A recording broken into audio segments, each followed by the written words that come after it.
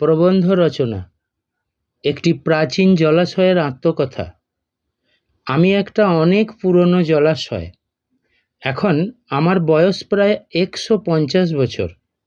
এক সময় আমি কত সুন্দর আর পরিষ্কার ছিলাম।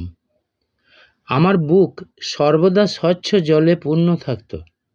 গ্রামের সবাই আমার জল খেত, স্নান করত এবং গৃহস্থালির কাজের জন্য জল নিয়ে যেত। আমার চারপাশে কোনো পানা বা আগাছা ছিল না। আমার শান্ত জলে মাছেরা মনের আনন্দে খেলে বেড়াতো। আমার দুই পাশে দুটো সুন্দর বাঁধানো ঘাট ছিল।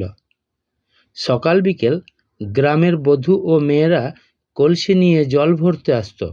তাদের হাসি আর গল্পে আমার পাড় সব সময় কোলাহলে পূর্ণ থাকত। ছোট ছোট বাচ্চারা আমার তীরে খেলা করত, আর বয়স্করা এসে গাছের ছায়ায় বসে গল্প গুজব করত। এখান থেকে কিছু দূরে যে ভাঙা জরাজীর্ণ বড় বাড়িটা দেখা যায়, ওটা আগে জমিদার বাড়ি ছিল। সেই জমিদাররা খুব দয়ালু ও ভালো মানুষ ছিলেন।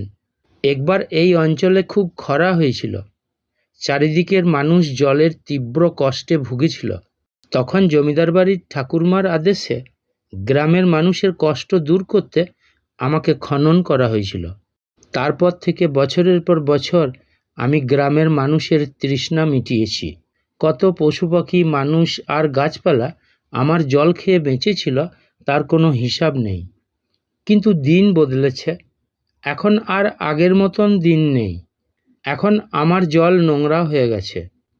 চারপাশ প্লাস্টিক, ময়লা আবর্জনা আর কচুরিপানায় ভরে গেছে।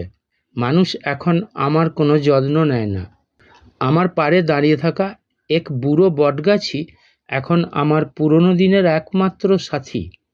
এখন শুনছি জমিদার বাড়ির লোকজন তাদের সব জমি, বাড়ি ও পুকুর বিক্রি করে দেবে ও বসবাসের জন্য শহরে চলে যাবে।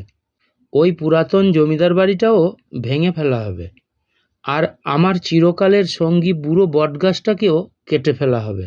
তারপর আমাকেও মাটি দিয়ে বুঝিয়ে ফেলে সেখানে বড় বড় বহুতল ভবন বানানো হবে। এইভাবেই হয়তো একদিন আমার অস্তিত্ব চিরতরে হারিয়ে যাবে।